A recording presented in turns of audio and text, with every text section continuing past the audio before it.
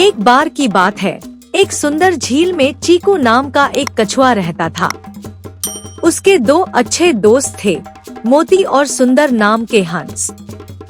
तीनों हर दिन झील के किनारे मिलते, कहानियाँ सुनाते और शाम को अपने अपने घर लौट जाते। एक साल बारिश नहीं हुई और झील सूखने लगी। मोती और सुंदर चिंतित होकर बोले, चीकू, अगर झील पूरी तरह से सूख गई तो तुम जीवित नहीं रह पाओगे। चीकू ने मदद की गुहार लगाई। दोस्तों, चीकू ने कहा, कृपया पानी से भरी एक नई झील ढूंढो। एक मजबूत लकड़ी लाओ।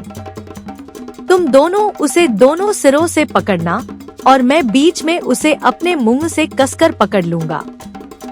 फिर तुम मुझे उड़ाकर नई झील तक ले जाना। मोती और सुंदर ने दूर दूर तक उड़कर एक नई झील ढूंढी जो पानी से भरी थी। वे चीकू के पास लौटे और यात्रा की तैयारी शुरू की।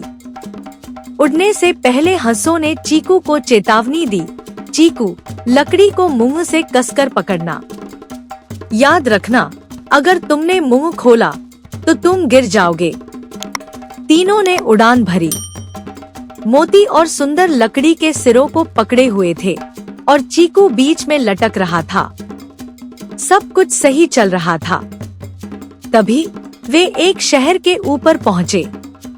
नीचे के लोग आकाश में देखकर चिल्लाने लगे, वाह! देखो, दो हंस एक कछुए को लकड़ी के सहारे ले जा रहे हैं। यह तो अनोखा नजारा है। यह शोर सुनकर चीकू जिज्ञासु हो गया। उसने चेतावनी भूलकर पूछा, वे क्या कह रहे हैं?